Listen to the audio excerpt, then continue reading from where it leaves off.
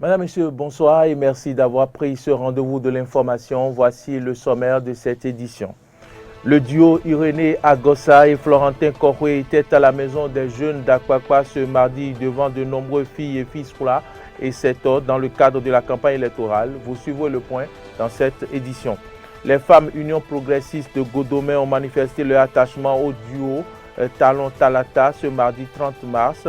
Vous en saurez davantage dans ce journal. La Chambre d'appel de la Cour pénale internationale a confirmé ce mercredi 31 mars l'acquittement de l'ancien président ivoirien Laurent Gbagbo, désormais libre de ses mouvements. Voilà pour le sommaire de cette édition.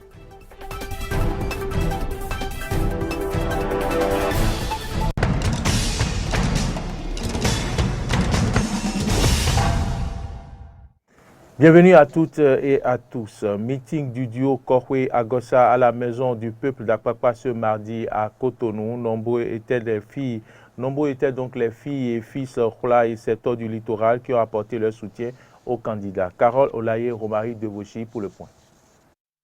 Ils sont des Khoulois et secteurs vivant dans le département du littoral et ils ont décidé d'être debout comme un seul homme derrière leurs deux frères, Corentin Korwe et Irénée Agossa, le 21 avril prochain. Et pour ces peuples, la victoire n'est plus à marchander pour ce duo qui se veut être la succession crédible au pouvoir en place. C'est parce que nous avons vu en eux une grande détermination pour la restauration de cette démocratie chèrement acquise. Beaucoup ne voyaient pas venir. Et c'est comme ça que nous allons surprendre le 11 avril prochain en votant massivement notre logo orange. Un fruit délicieux, plein de vitamines, puisque nous sommes en train d'affûter les armes pour une victoire sans appel. Oui, messieurs les candidats, vous allez surprendre. Oui, parce que ma communauté sectorielle du littoral avons confiance en vous. Irénée Agossa, colistier de Corentin Korwe, a privilégié la langue nationale Gon pour convaincre son électorat. Un duo qui va à la conquête du pouvoir sous la bannière de la dynamique de restaurer la confiance.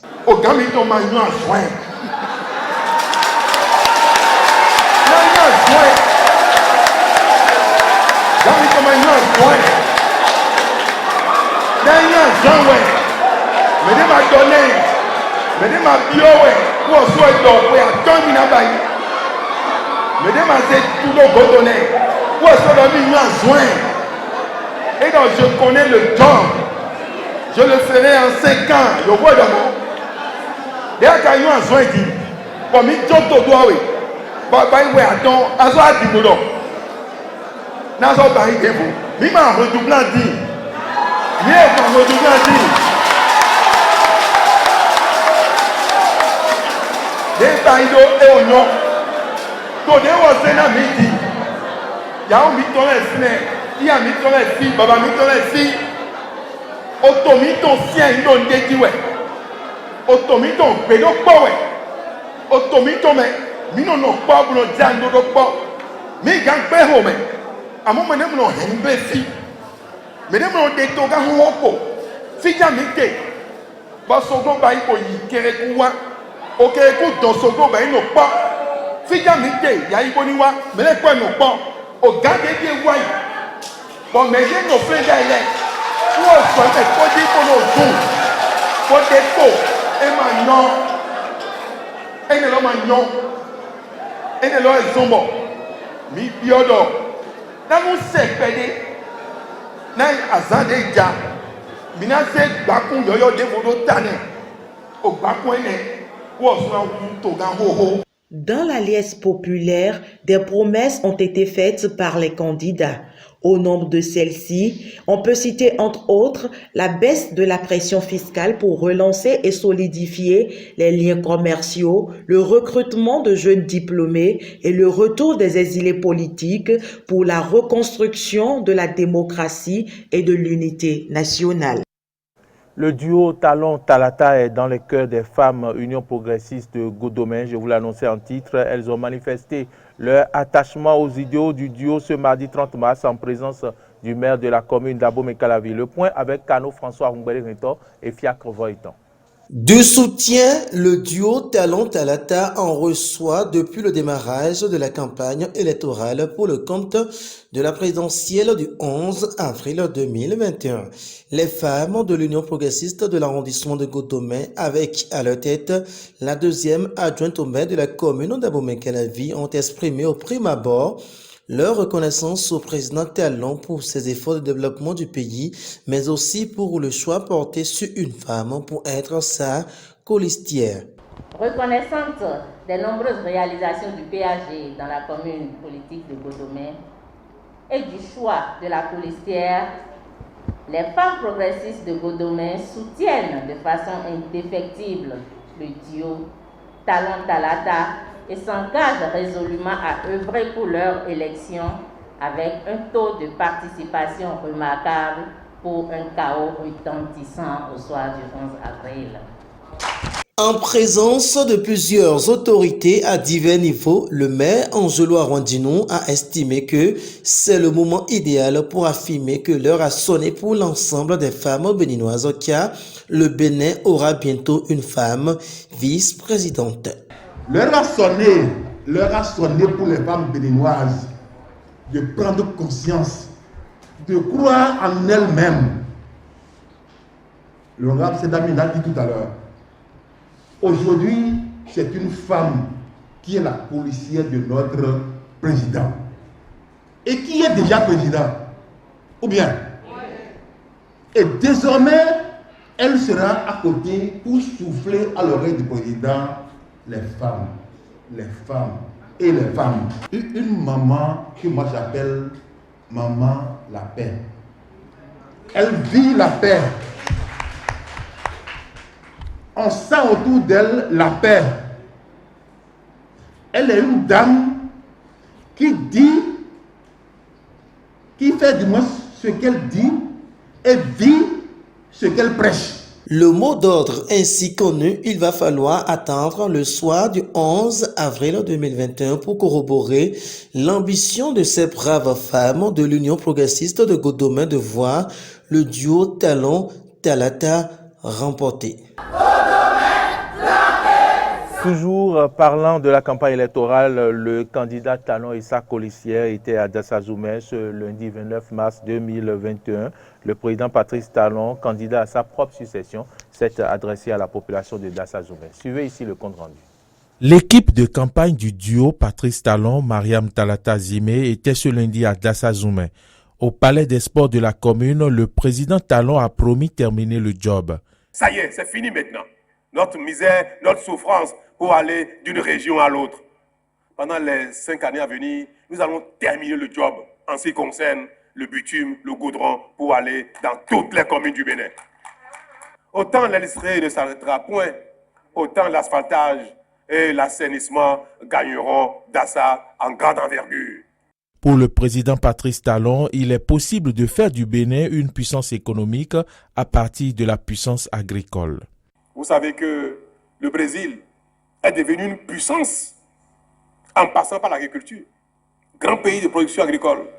Puis après, grand pays de transformation des produits agricoles. Puis après, grand pays industriel. Quand on a un pays comme le Bénin, nous avons un potentiel agricole aussi important. Malgré le petit territoire sur lequel nous sommes. Et nous sommes déjà premiers dans beaucoup de domaines. Imaginez qu'effectivement, il y a ces écoles-là, qui est le financement de l'État, l'accompagnement, la mécanisation. Nous allons faire de notre pays une puissance économique à partir de la puissance agricole. Il a invité la population de Dassazoumè à sortir massivement pour voter le 11 avril prochain. Si le voter est un signe d'un sérieux d'un pays, de la conscience d'un pays, si on se lève tous pour aller voter, nous allons donner l'assurance à nous-mêmes que quelque chose a changé au Bénin. Et c'est ça, c'est à quoi je vous invite. Le duo Talon-Talata continue sa campagne électorale à travers le pays en délivrant des messages d'espoir aux populations. On quitte le cadre politique pour parler de l'organisation de l'examen du permis de conduire au Bénin qui change de visage. L'épreuve de code est entièrement dématérialisée. Depuis ce lundi 29 mars 2021, les candidats expérimentent cette nouvelle technologie. La phase expérimentale prend en compte le littoral et l'Atlantique. Elle va s'étendre progressivement aux autres départements du pays. Le directeur général par intérim de l'Agence nationale des transports terrestres apporte plus de précisions sur cette réforme dans cet élément que je vous invite à suivre. Il s'agit d'un système électronique de composition du code de la route à l'occasion de l'examen du permis de conduire. Les innovations apportées concernent les trois acteurs. Le premier, pour ce qui concerne donc les candidats. Ce qui a changé, c'est que désormais les candidats n'utilisent plus des feuilles de composition, ils n'utilisent plus de stylo à billes. Ces deux éléments sont remplacés par des smartphones et puis leurs doigts. Donc les questions sont posées, mais c'est au moyen des smartphones que les réponses sont communiquées. Deuxième chose, c'est que les candidats obtiennent leurs résultats quelques minutes, quelques secondes après la fin de la composition. Pour ce qui concerne les auto-écoles, le dispositif vise désormais à donner l'option de soumission des dossiers de candidature aux examens en ligne. Donc désormais, les dossiers de candidature sont soumis en ligne et les paiements des frais y afférents sont aussi effectués de façon électronique. En ce qui concerne l'ANAT, vous notez bien que ce processus a permis d'optimiser le processus de gestion des opérations de l'ANAT et donc d'introduire plus de flexibilité et de crédibiliser le dispositif qui est en place. Nous avons fait tout ça pour crédibiliser l'organisation de cet examen et donc faciliter la vie aux usagers. Nous sommes en train d'améliorer de façon progressive tout le dispositif. Nous avons commencé en urgence par le code parce que c'est le plus facile à faire. Et après, nous allons aussi introduire des améliorations au niveau de l'examen de conduite à proprement parler. Donc, en mettant plus de contrôle, en revisitant même les modalités d'évaluation des candidats, tous ces éléments-là sont pris en charge. Et l'idée pour nous, c'est vraiment de promouvoir, de renforcer la sécurité des usagers de la route. La Cour pénale internationale a confirmé ce mercredi l'acquittement prononcé en 2019 de Laurent Gbagbo, premier ancien chef d'État qu'elle a jugé lors d'un procès pour crimes contre l'humanité liés aux violences post-électorales en 2010 et 2011. Le ministère public à l'origine de l'appel sur lequel la CPI a statué ce mercredi avançait que les juges de première instance avaient commis une erreur en considérant en 2019 que l'accusation n'avait pas apporté la preuve de la culpabilité de Laurent Gbagbo et de Charles Blé Goudé, son co-accusé. Les deux accusés sont désormais libres de leur mouvement. Le 31 mars 2001, Mayotte accédait au statut de département français. À l'époque, les Mahorais espéraient des conditions de vie meilleures. Mais 10 ans après, les habitants de cette île de l'archipel des Comores se sentent délaissés par la métropole. Les 3/4 de la population vivent sous le seuil de la pauvreté. Suivez. Un changement de statut aux airs de vastes déceptions pour les Mahorais. Le département, situé entre Madagascar et les côtes de l'Afrique, est le plus pauvre de France. Malgré son changement de statut, l'île ne reçoit pas tout à fait le même traitement que les territoires de la métropole.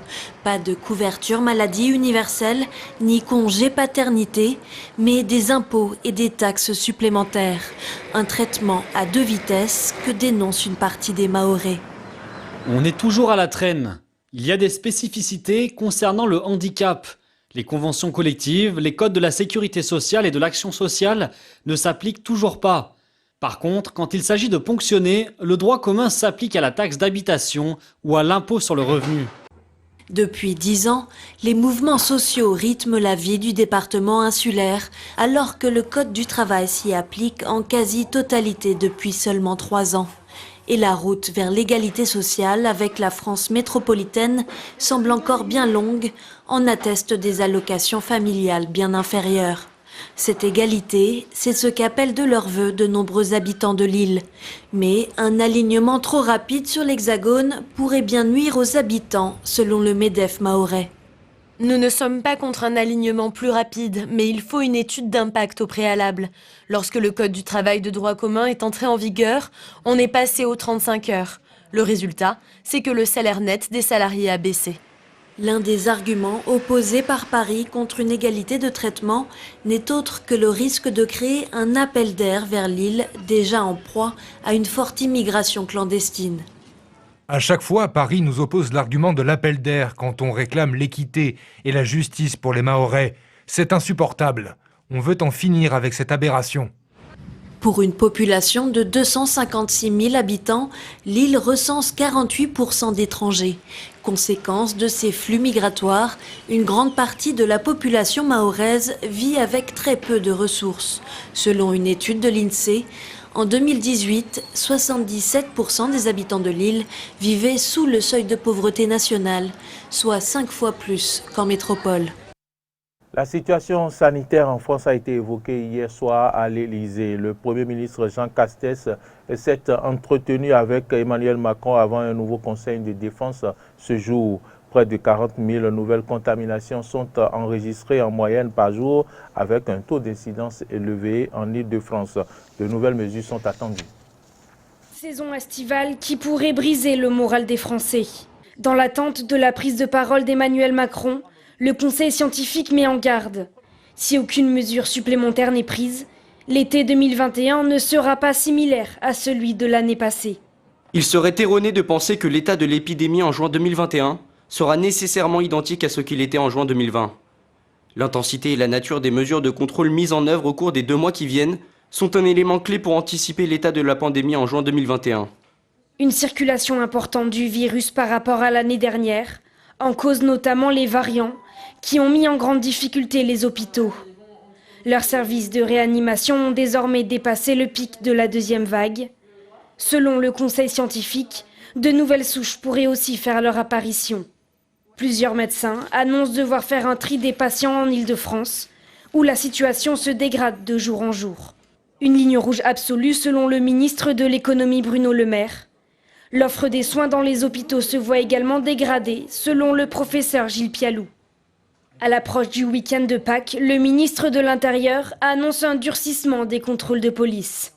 Il s'agit évidemment de pouvoir souligner l'importance, en attendant peut-être des mesures prises par le gouvernement d'ici le week-end de Pâques, de ce week-end de haut risque, de partir de son territoire et donc des contrôles qui seront encore renforcés, la mobilisation des policiers et des gendarmes, et en même temps de pouvoir évidemment continuer ces contrôles intensifs dès jeudi sur les péages, dans les gares, pour éviter que les Français, effectivement, ne respectent pas la règle des 10 km jusqu'à lundi, mardi.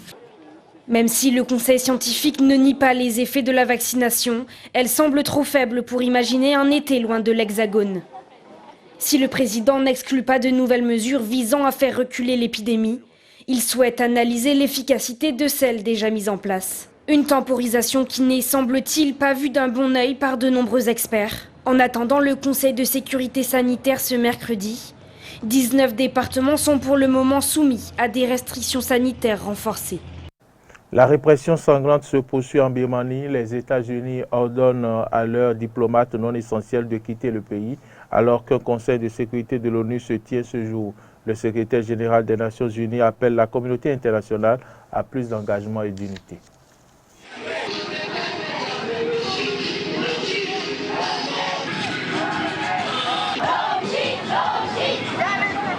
La menace d'une guerre civile plane chaque jour un peu plus sur la Birmanie.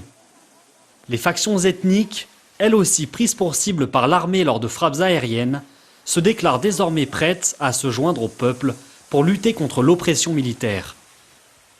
Si les forces de sécurité continuent à tuer des civils, nous collaborerons avec les manifestants et nous riposterons par les armes.